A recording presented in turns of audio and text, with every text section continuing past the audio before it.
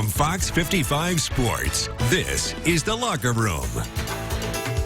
Hey, good evening, everyone. Welcome inside another edition of The Locker Room. That diminutive fella to my right is Peter Hood. Diminutive. My name is Justin Prince. Pete, it is our first Football Friday Locker Room of the season, to say I'm excited, it might be a little bit of an understatement.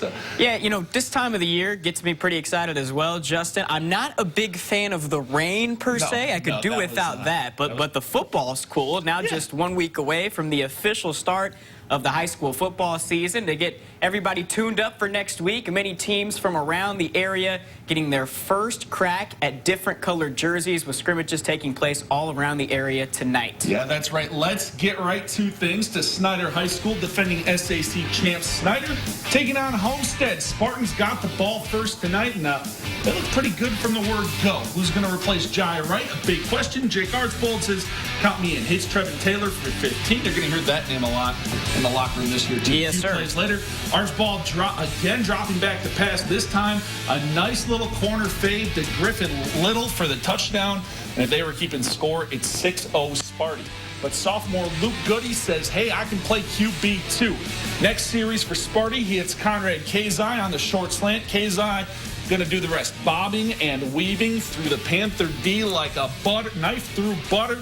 Kazai eventually takes it 75 yards to the house for the score, and Homestead's rolling. The Spartan defense looking tough tonight too. And long for Snyder. Camden Rogers fills the hole. Stuffs the highest lock. Yes, we do, for what would be a loss and would have been a turnover on downs. Panthers would show a little life right at the end of their first series.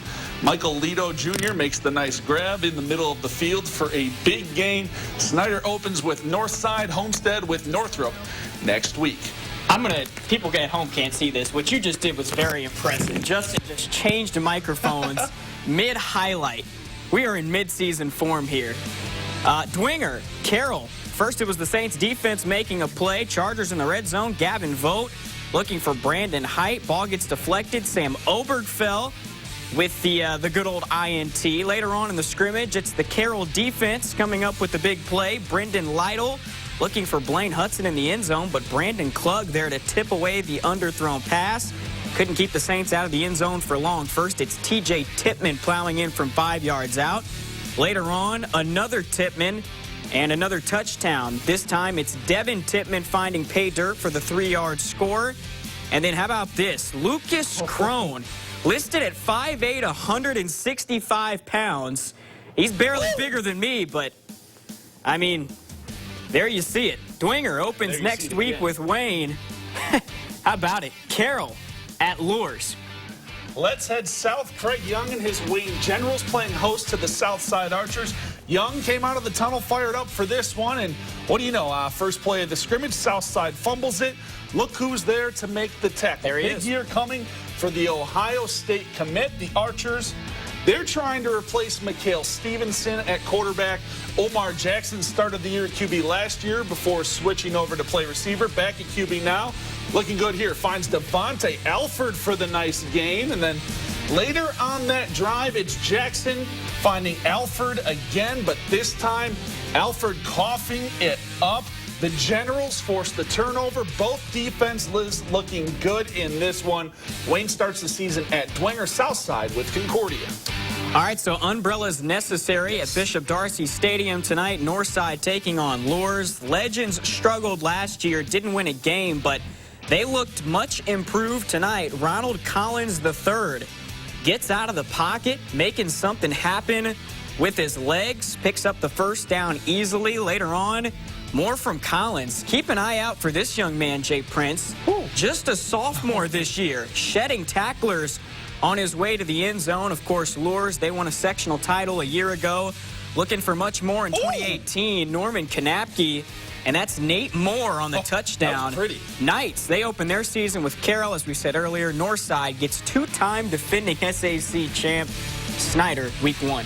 We move over to Spooler Stadium, SAC NE8 matchup between Northrop and Huntington North. Bruins have a big void to fill in the backfield. Keyshawn Edwards is gone. Demarius Cohen looking good here. Straight up the gut. Moments later, more from Cohen off the lateral. He finds the end zone. And then Cohen, another guy that will just be a sophomore. Huntington North looking for major improvement this year. They look good on offense tonight. First, it's Brock Eltzroth beating his defender to the pylon, and then it's Brett Kaler stepping up in the pocket, finding Lawson Shearer for the score. Huntington North begins their regular season at Marion. Bruins, they travel to Homestead next week. Good matchup out of New Haven tonight. Jimmy Lynn and his defending NE8 champs taking on defending NECC champ in Angola. Both teams making plays early. First, it's New Haven's defense. Hit the Quan J. Prince. That's Quan Watts on the INT for the Bulldogs. Moments later, Hornets offense bounces right back. Jarrett Gibson fakes the handoff and sees nothing but brand new turf in front of him. It's pretty turf, too. It really is. New Haven's turn to have the ball now. We know this guy, Stephen Owens, rushed for over 1,000 yards, 15 touchdowns last year. He looks ready for his senior year. Angola's defense, they've got some playmakers too now. Jump ball, and it's Jacob Bradley coming up with it. Angola will open their season next week with DeKalb. That game's at Trine. New Haven will play at South Bend Riley.